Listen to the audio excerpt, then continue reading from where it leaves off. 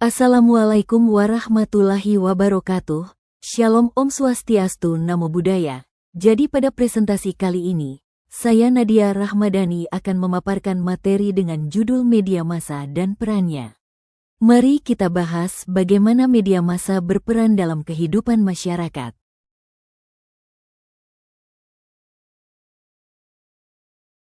Sebelumnya perkenalkan kami dari kelompok 7 yang beranggotakan saya Nadia Rahmadani dan rekan saya Niken Saras Pujiastuti. Selanjutnya kita masuk ke pembahasan utama. Pengertian umum tentang media massa. Apa sih itu media massa? Media massa adalah sarana atau alat komunikasi yang digunakan untuk menyampaikan pesan, informasi, dan hiburan kepada khalayak luas secara serentak. Media massa berfungsi sebagai perantara atau alat untuk menyampaikan pesan dari sumber kepada banyak orang dalam waktu relatif singkat. Selanjutnya ada beberapa pandangan menurut para ahli yaitu Dennis McQuail, media massa adalah institusi dan teknik produksi serta distribusi pesan secara berkelanjutan kepada publik yang luas.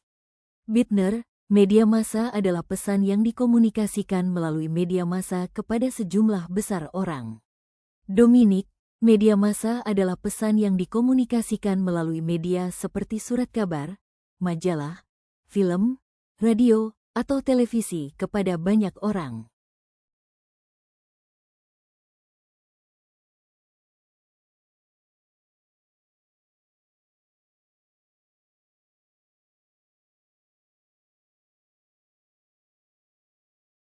Media massa dapat kita bagi menjadi 3 jenis utama. Yang pertama yaitu media cetak seperti surat kabar, majalah, dan tabloid.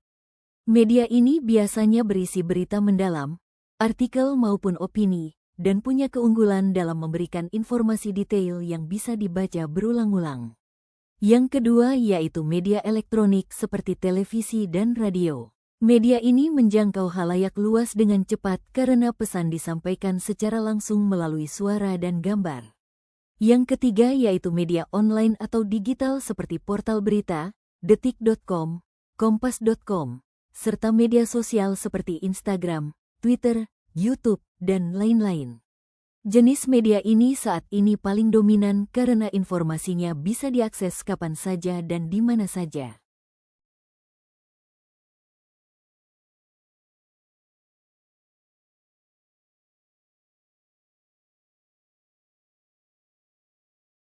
Selanjutnya ada peran media massa. 1. Penyediaan informasi. Media massa bertugas menyebarkan informasi terkini dan relevan mengenai berbagai aspek kehidupan, seperti politik, ekonomi, sosial, budaya, kesehatan, dan pendidikan, kepada masyarakat luas. 2. Sebagai edukasi. Media massa berfungsi sebagai sarana pendidikan nonformal yang dapat memperluas wawasan masyarakat melalui konten-konten yang mendidik dan mencerahkan. 3. Sumber hiburan. Media menyediakan beragam konten hiburan, seperti film, musik, talk show, dan acara menarik lainnya, untuk memenuhi kebutuhan rekreasi dan relaksasi masyarakat. 4. Kontrol sosial. Media memiliki fungsi sebagai pengawas atau kontrol sosial yang menyoroti isu-isu publik, mengkritik kebijakan, dan mengawasi kinerja pemerintah demi menjaga akuntabilitas. 5. Pembentuk opini publik. Media massa berdaya untuk memengaruhi cara pandang masyarakat melalui pemberitaan, editorial, dan program-programnya, yang dapat membentuk opini publik mengenai suatu isu. 6. Sebagai transmisi budaya. Media massa berperan dalam menyebarkan dan melestarikan nilai-nilai budaya dari satu generasi ke generasi berikutnya, serta menghubungkan berbagai komponen masyarakat. Media massa juga mempunyai dampak positif dan dampak negatif. Media massa mempunyai dampak positif. Pertama, bisa memperluas wawasan masyarakat, karena informasi dari berbagai belahan dunia bisa kita akses dengan cepat. Kedua, media massa mempercepat arus informasi, misalnya lewat berita online yang bisa langsung kita baca detik itu juga. Ketiga, Media massa memfasilitasi demokrasi dan keterbukaan, karena masyarakat bisa lebih mudah mengawasi pemerintah dan menyampaikan pendapat.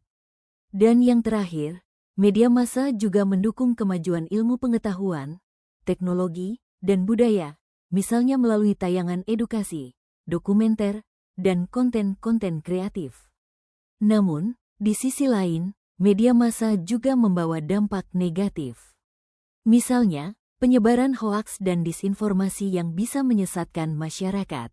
Lalu ada komersialisasi berlebihan, di mana media lebih mengejar keuntungan daripada memberikan informasi yang berkualitas.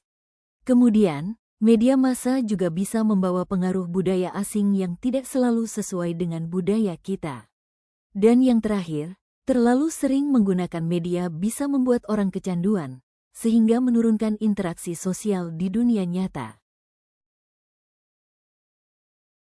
Berikutnya tantangan media massa. Yang pertama, persaingan dengan media digital. Media massa konvensional koran, radio, TV ini bersaing ketat dengan media digital dan media sosial yang lebih cepat, murah, dan lebih mudah diakses. Yang kedua, independensi dari kepentingan politik atau ekonomi. Media sering menghadapi tekanan dari pemilik modal atau kelompok politik sehingga sulit bersikap netral dan objektif dalam pemberitaan. Game ketiga, fenomena clickbait dan konten sensasional demi menarik perhatian dan mendapatkan banyak pembaca atau penonton. Media kadang membuat judul atau konten berlebihan yang mengorbankan akurasi informasi. Yang keempat, literasi media masyarakat masih rendah. Banyak masyarakat mampu membedakan berita valid dengan hoaks, sehingga mudah terpengaruh oleh informasi yang menyesatkan.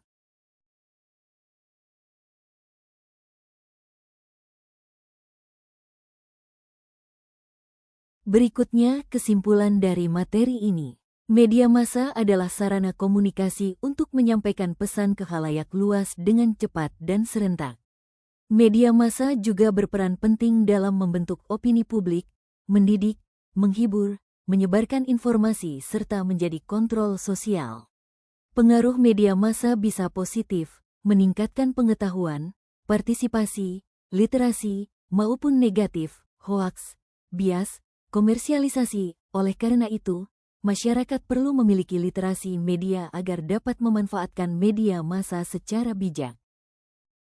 Sekian presentasi dari kelompok kami, kurang lebihnya mohon maaf.